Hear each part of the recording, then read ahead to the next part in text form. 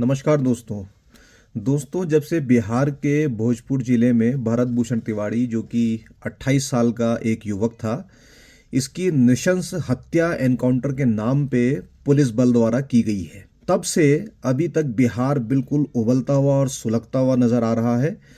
पूरे देश से इस एनकाउंटर का काफी विरोध किया जा रहा है और जिस तरीके से पुलिस वालों ने भरत भूषण तिवारी की मां के सामने ही उनकी हत्या करी, बताया जाता है कि बहुत ही नृशंस हत्या ये की गई पुलिस बल द्वारा।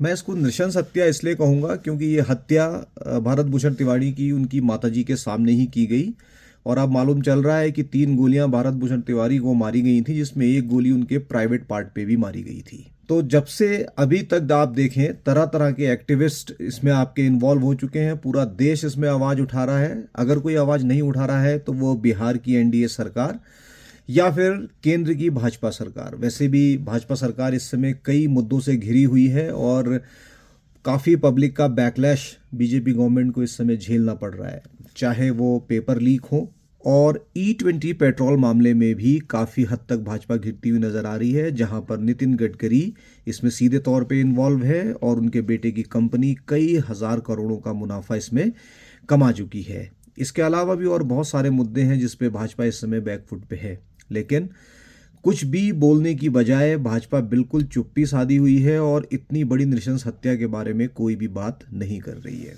मेरा सवाल सिर्फ इतना है कि ये पुलिस वालों की बंदूकें केवल कमज़ोर लोगों के लिए ही उठती हैं या कमज़ोर लोग ही इसका शिकार बनाए जा सकते हैं? बाहुबली हो या राजनीतिक संरक्षण प्राप्त किए हुए लोग हों, उनके खिलाफ पुलिस ऐसी कार्रवाई करती हुई नज़र क्यों नहीं आती है? यहाँ पे ये जानना भी जरूरी है कि ये एनकाउंटर हमेशा ठीक नहीं होते हैं और इन एनकाउंटर्स के चलते कई बार निर्दोष लोगों को भी अपनी जान से हाथ धोना पड़ता है, जैसे कि भारत भूषण तिवारी के मामले में भी बिल्कुल ताज़ा उदाहरण आप देख रहे हैं। देखिए, क्योंकि बात है एक आम इंसान की। भारत भूषण तिवारी आप में भी हो सकता है, मेरे में भी हो सकता है, किसी में भी ये भारत भूषण तिवारी हो सकता है जो कि अपने लोगों के लिए प्रशासन के खिलाफ खड़ा हो और सही मुद्दों की मांग करे। ठीक है, बेशक उसका तरीका थोड़ा गलत जरूर था, बंदूक उसने नहीं उठानी चाहिए थी, लेकिन वो ऐसा अपराधी नहीं था जिसकी हत्या इस तरीके से पुलिस बल द्वारा की गई। आखिर उन केसेस में पुलिस बल क्या करता है या सरकार क्या करती है जहां पे बाहुबली या राजनीतिक लोग जो हैं खुलेआम जघन्य अपराध करते हैं और बाहर घूमते रहते हैं? क्योंकि घटना बिहार की है तो मैं यहाँ पे बिहार की ही एक घटना बताना चाहूँगा और पूछना चाहूँगा यहाँ पे सरकार से भी, पुलिस से भी, कि उस समय आपकी बंदूकें कहाँ चली गई थी। देखिए, 5 दिसंबर 1994 की घटना है। मुजफ्फरपुर बिहार के गोपालगंज डिस्ट्रिक्ट के एक डीएम डिस्ट्रिक्ट मजिस्ट्रेट थे जी कृष्णैया, दलित वर्ग से आते थे। 1985 के बैच के ये आईएएस थे और उस समय इनकी उम्र मात्र 37 साल थी और 5 दिसंबर 1994 को एक भीड़ इनकी हत्या कर देती है और ये भीड़ पूरी की पूरी लीड करी जाती है उस समय के विधायक आनंद मोहन सिंह द्वारा।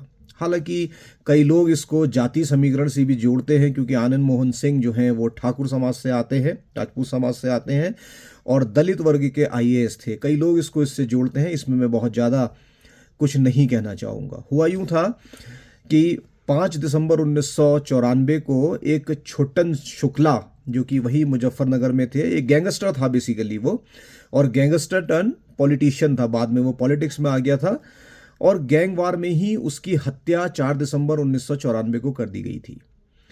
और इसी छोटन शुक्ला की जो अंत्येष्टि थी, जो इसका अंतिम संस्कार था, उसके लिए 5 दिसंबर 1994 को लोग इकट्ठा हुए थे और उसी समय जी कृष्णैया की गाड़ी, सरकारी गाड़ी वहां से निकली और उस गाड़ी को चारों तरफ से करीब करीब 40-50 लोगों ने घेर लिया और जितने भी लोग गाड़ी में थे सबको घसीट के बाहर निकाला गया। जी कृष्णैया की पहले तो खूब पिटाई करी गई, लाठियों से, डंडों से इन्हें मारा गया और जब ये गिर गए तो इनके ऊपर पत्थर फेंके गए।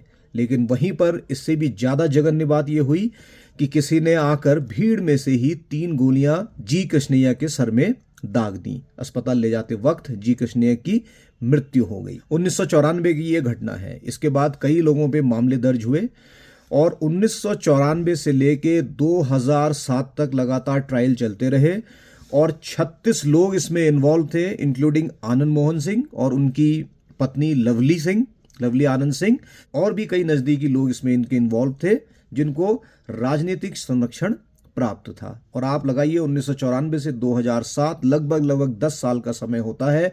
ये सारे के सारे लोग बाहर आराम से घूमते हैं, ऐश करते हैं। यहाँ तक कि ये जो विधायक आनंद मोहन सिंह है, ये 1996 में सांसद भी बन जाते हैं, इनकी पत्नी भी सांसद बन जाती हैं इतना जघन्य अपराध करने के बाद। लेकिन कमाल की बात ये होती है, चलिए आनंद मोहन सिंह को अगर आप हटा भी दें, वैसे हटाना बिल्कुल नहीं चाहिए, सबसे बड़े कल्प्रिट वही हैं। इसके अलावा भी करीब करीब 36 लोगों के खिलाफ इसमें केस हुआ था। किसी के खिलाफ भी कभी भी बिहार पुलिस की बंदूक नहीं निकली और कोई भी एक एनकाउंटर नहीं किया गया। 2007 में पटना की एक निचली अदालत ने आनंद मोहन सिंह को फांसी की सजा सुनाई और उसके साथ साथ अन्य छह लोगों को उम्र कैद की सजा सुनाई। लेकिन क्योंकि आनंद मोहन सिंह एक बाहुबली है, खुद भी गैंगस्टर है और वहां पे उस समय सांसद भी थे, काफी पकड़ इनकी राजनीतिक तौर पर वहां पे थी, हाई कोर्ट पटना ये जाते हैं और 2008 में ही मात्र 1 साल में ही इनके पक्ष में निर्णय आता है और इनकी फांसी की सजा को कम करके उम्र कैद की सजा में बदल दिया जाता है। बाकी 6 लोगों को भी उम्र कैद होती है। लेकिन इतनी त्वरित कार्रवाई आप किसी आम नागरिक के केस में नहीं देख सकते हैं। सालों साल कोर्ट के चक्कर काटते रह जाता है, आदमी जेल में बंद रहता है, लेकिन ये लोग बिल्कुल बाहर थे।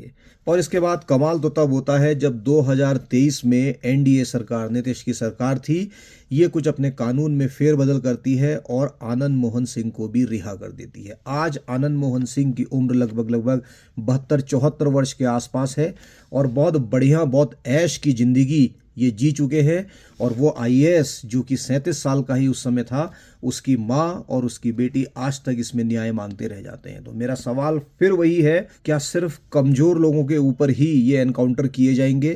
क्या बाहुबलियों के ऊपर कभी भी पुलिस आंख उठाकर नहीं देख पाएगी? ये किस्सा हमें बताता है कि हमारे देश में भरत तिवारी जैसे लोग अगर आवाज उठाएंगे सिस्टम के खिलाफ तो उनकी हत्या कर दी जाएगी।